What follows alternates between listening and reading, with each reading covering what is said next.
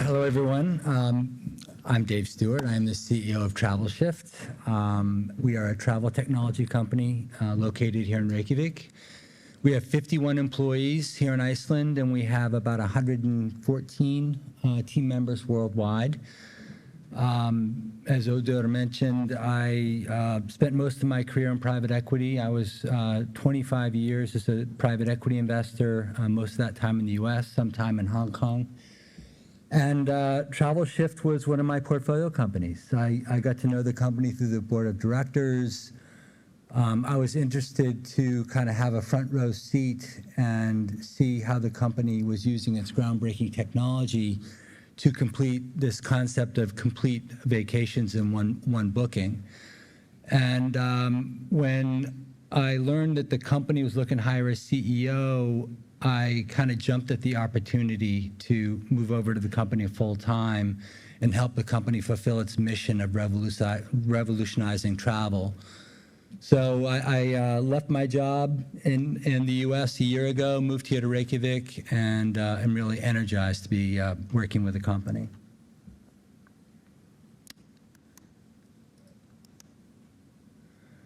So we are a online travel agency. The company was founded 11 years ago as a marketplace for travel in Iceland. We've got a track record of profitability and growth since our launch. We built on our experience of providing complete vacations in Iceland and extending that into other markets. And we'll kind of go through our journey in a minute. But right now we're focused on launching into the European market, which is $500 billion of traveler expenditures for inbound travel into Europe. So we're really excited to be going into that market. Over the past 3 years, we've invested $15 million in our technology platform to create a scalable and automated technology platform that uses AI to help us, extend into these new markets and grow without adding people. And this new platform helps us provide seamless and personalized services to travelers for more efficient travel planning and a booking experience. Given our modular architecture, we're able to be flexible and agnostic about the components that we use, and we feel that we're uniquely positioned to harness generative AI, given our robust and proprietary data. So this is our journey as a company. Founded in 2012, we created our marketplace, which we branded as Guide to Europe. Many of you Icelanders have heard of this business, which we launched at the beginning of 2014. We were able to grow that business at about a 200% compound annual growth rate through the pandemic. In 2018, we raised our sole institutional round of capital. We had been bootstrapped and raised money early on from friends and family. And Dahl from Startup Iceland is one of our long-term friends, and he helped us in our early days, and we are grateful for the relationship. But we raised a larger round, our sole institutional round in 2018 from the General Electric Pension Trust. That was my client when I was at State Street Global Advisors. During that year, we acquired Iceland Photo Tours, which is the largest provider of photo tours and workshops in Iceland. We also provide tours in Greenland, the Faroe Islands, and Norway, and other countries. In 2019, we launched Guide to the Philippines, late 2019, in partnership with Philippine Airlines. And today, it is the most visited website about travel in the Philippines. We get about 800,000 monthly visitors to the Guide to the Philippines website. And then in 2022, after beginning the $15 million investment in our redesigned technology platform, we launched Guide to Europe. That was around the middle of the year, and we're kind of off to the races. And along the way, we've earned some accolades, as you can see on the bottom of the page. So the problem that we're trying to solve with our product is booking a vacation is a daunting task. And the Google research arm did a study a few years ago, and they found that it might take you more than 50 different site visits to book a trip over several weeks, because you're looking at flights, you're looking at hotels, and who knows what order you're going to go in, but then you're going to think about, what am I going to do when I'm there? What is the ideal destination? Is it going to suit my interests? So some of our larger, better capitalized peers have been kind of focusing on this question and thinking about the solution. And there's an industry term, the connected trip. It's something that Glenn Fogel at Booking.com talks a lot about. It's something Expedia's focused on. And it's something where we were kind of the first to solve it with this complete vacation in one booking, where you have all of your travel services in one centralized place. It's your flights, it's your hotels, it's your rental car or ground transportation, it's your attractions, it's your tours and activities, it's all the tickets, vouchers, everything in one place. You do it in a single checkout, and it goes into a travel plan where you can manage your trip while you're taking it. That's kind of that's our version of the connected trip, and we're very pleased that we're one of the first to have solved it. So what drives that capability is this newly designed architecture. You know, we started with a monolith platform to enable Guide to Iceland. We wanted more flexibility and more customization and more automation and smart technology. So we began this investment during COVID when there wasn't a lot of travel. We reduced our headcount in areas like customer service and sales, and we added selectively in areas like artificial intelligence and NLG to drive automated content creation. So the fruits of those investments and all that effort is today we have a modular design that incorporates microservices and all of the different travel services and components of booking. This automated system reflects fresh inventory of travel services and live pricing. If you go to the content side, we use NLG and AI to automatically produce content which is constantly updated and translated into 14 languages across 40 million different landing pages for Guide to Europe for thousands of vacations. We offer the broadest array of complete vacation options in Europe for everything from cheap vacations, luxury vacations, weekend getaways, city breaks, ski trips, beach vacations, the list goes on.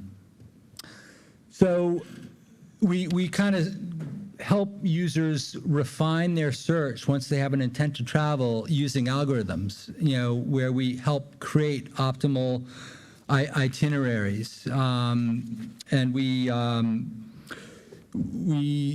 it's based on the location, where the destination where they want to travel, the desired amount of time they want to travel, the type of trip they want to take, the tours and attractions they want to see, and we offer those up with ratings. So it's not just we heard these are good, you know, these are the Google ratings. It's a 4.7, you know, and you can drill in and learn more about these attractions. So our algorithms ensure that there's trip quality in every itinerary that we propose. And what does it mean for users? It's much more efficient. You know, we're solving that problem about all the different site searches. You can do it kind of all in one place. You can do it with a single checkout. We are one of the first companies that enables users to use their voice to book their trip. We can use either Google Assistant or Amazon Alexa to book your vacation. And we are excited that we're launching within the next quarter a chatbot as an interface for users to get these same benefits using ChatGPT as the front end to connect with our data. So, you know, one of the themes here is AI, and I thought I'd talk a little bit about where we are and some of the challenges and limitations. The image on this page was created by our head of AI, and the prompt was a man looking at the generative AI explosion. And, you know, that's what we're seeing today. It's you know, we're at a major inflection point. It's obviously going to be disruptive and transformative, and it's going to also impact the travel industry. It's been blindingly rapid. It seems like there are new developments every week that we need to keep on top of. The latest is uncertainty about regulatory implications. There's news within the past week about the EU drafting regulations related to copyright protection for how large language models are trained.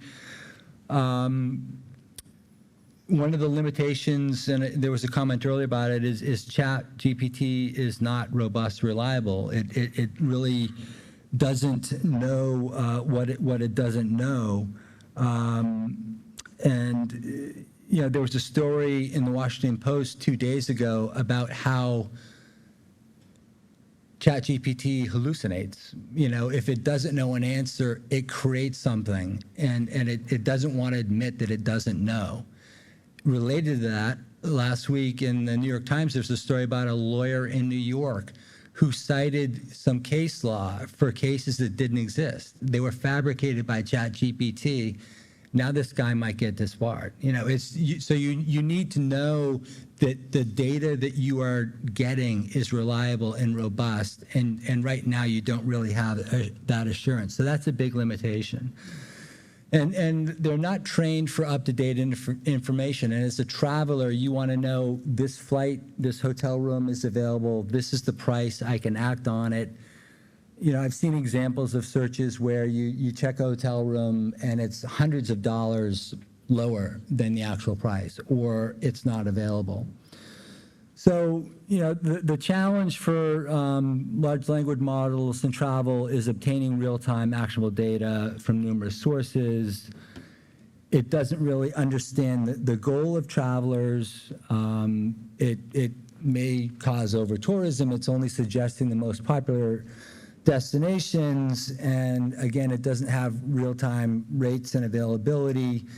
And it doesn't consider practicalities like routing, time between destinations on a road trip, opening hours, whether there's a minimum age, or whether someone who is in poor health shouldn't be doing a particular tour. I mean, it just doesn't identify those things. We're trying to take all those considerations when we recommend an itinerary to our customers. And here's a simplified example of the limitations of ChatGPT. This requests a order of seeing things in the greater Reykjavik area for 3 different attractions. And if you ask 2 different ways, it will give you these things in 2 different orders. There should be one logical order that makes the most sense. Maybe I would say it should probably end with the Blue Lagoon. So you can have a drink, you can take your time, have some food, but ChatGPT doesn't think about these practicalities, and we're trying to use our technology, our data set, our experience as a travel service provider to optimize these itineraries and make it better. So given that, we do think there are some opportunities in travel for generative AI. And the real solution is bridging the gap between those shortfalls and what you can do with a comprehensive, robust data set like we have at Travelshift. So if you can use OpenAI technology as the interface for travelers to assist with taking their intent to travel, finding an idea, and serving up something that is actionable, has the right pricing, using our data, or others are trying to do it as well, you have a bookable trip. And the goal is to bring value to them where they can book a dream vacation using AI. It's something that we plan to do with our chatbot, and I have an example of that here. This would be a chat interaction where someone says, I'm interested in traveling to the Balkans. And you need to kind of narrow down what they're looking for. So our chatbot quickly helps them refine their options and then present itineraries that include flights and hotels. They don't want to ski, but we know that there are 2 very good options in the Balkans, and one of them is a 7-day city break in Sofia. So then we provide those links. Here in this interaction, there's 2 different links to that city break. The last one is on the third image at the bottom. If you click that, you'll see, okay, here's day 1. Here's what we recommend that you do. And at the bottom is, here are the 12 different experiences you can have that day. There's a wine tasting tour, there's a pub crawl, there's a bike tour, there's a walking tour, there's a hike to a waterfall. The list goes on. And so you can go through and you can say, okay, yes, I like that hotel. No, I want a different one. I want that attraction. I want that one. Day 2, same thing. You know, so we're just trying to provide them the information and the ability to kind of book all these things in one place. So we're very excited about the European market and Guide to Europe. It's guidetoeurope.com is the URL, or guidetoiceland.is is our business here. But I appreciate your time.